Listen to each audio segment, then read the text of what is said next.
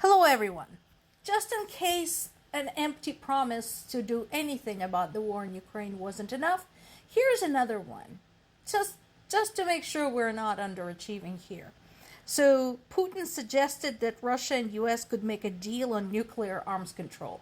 That is hilarious, especially considering that high-ranking Russian officials are routinely threatening the use of nuclear weapons against pretty much anyone they can pluck out of a hat on a given day, starting from Ukraine and ending with pretty much all of the rest of the world, particularly countries they don't like, including the US. In case anybody ever thought that US and Russia can be friends, you should read some shit that Russians post about the US on social media, including, like I said, some high-ranking officials.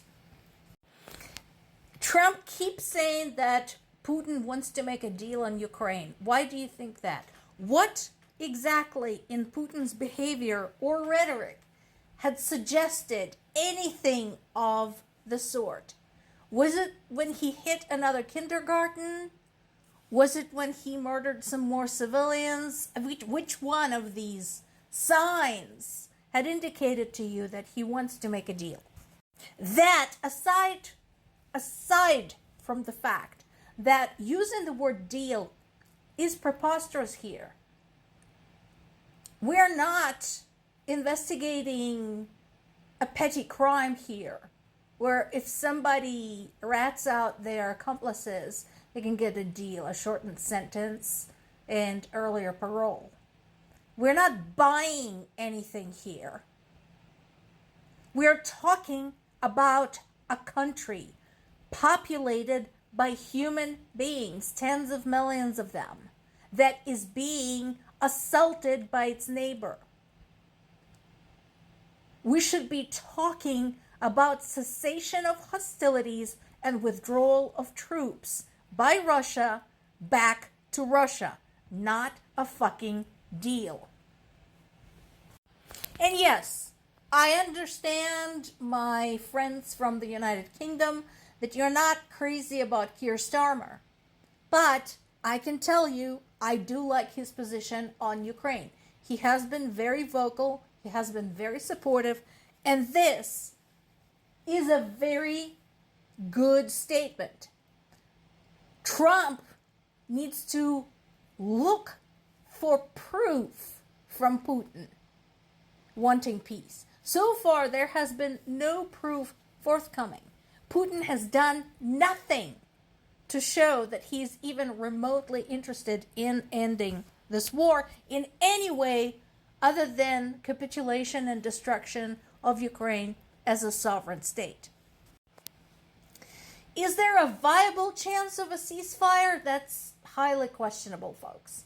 I know that basically Ukraine and allies are playing nice and, they're waiting for the summit in Alaska to happen. I'm sure that they're not just sitting, doing nothing. They're waiting to say anything decisive.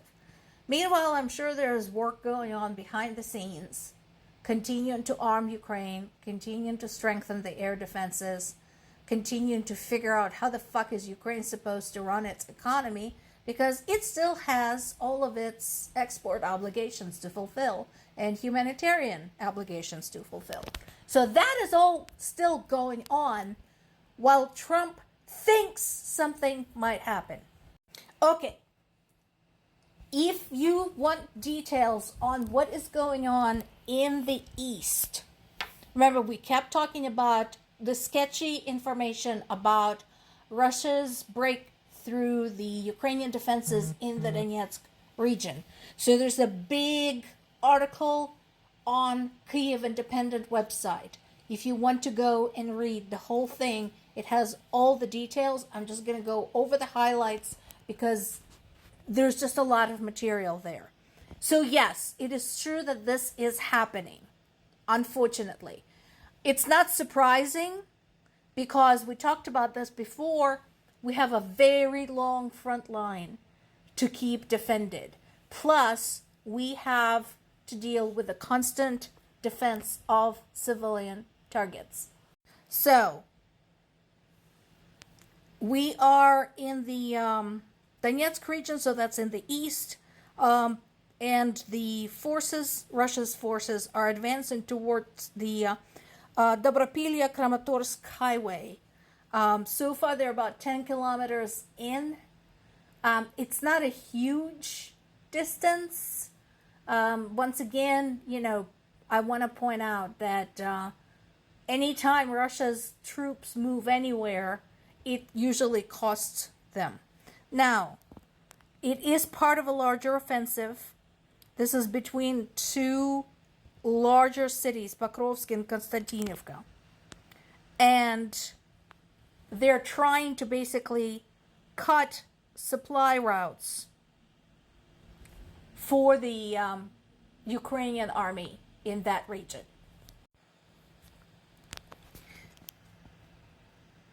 Like all politicians and people who have experience with the matters of war, with the real military conflicts, those who are knowledgeable about such things are urging not to panic.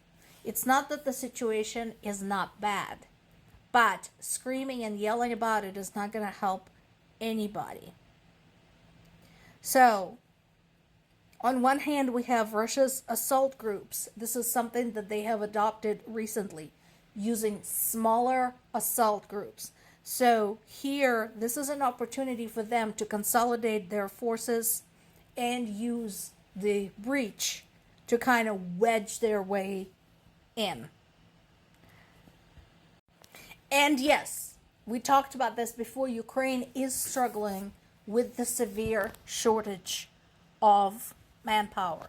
There is another summary for this on the Institute for the Study of War site. They have been covering the war too in great detail, and they have a really detailed map showing you what is going on. However, things to remember, first of all, Russian military has had progress in the past, only to receive surprise pushbacks from Ukraine somewhere else, or to be cut off by Ukrainian troops after Russians have penetrated far enough inland.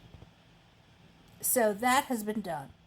Also, we talked about this. Ukraine is working very hard to compensate for its manpower shortage by the use of all kinds of drones. So the ground drones and airborne drones. Again, I'm not trying to minimize the situation. This is problematic. This is concerning. Absolutely no question about it. But I just don't want people to say, hey, Ukraine is toast. You have been saying that for 3.5 years. And you have been wrong so far. Apparently, there has been a call between Zelensky and Trump. Again, Trump continues to promise some type of push towards a ceasefire. What people need to remember is what's it going to cost? On what conditions? So far, here's what we have, as a summary of what is going on right now. So this is our baseline, this is our climate in which the summit is to take place. Ukraine had struck another oil facility in western Russia. Good on them, hit them in the oil industry. Over 121,000 Russian soldiers killed in Ukraine, identified by media investigation. Russia is planning to build more Shahed-type drones. That's why Ukraine has been targeting their construction facilities. And Germany had just pledged more money for weapons for Ukraine. More to come.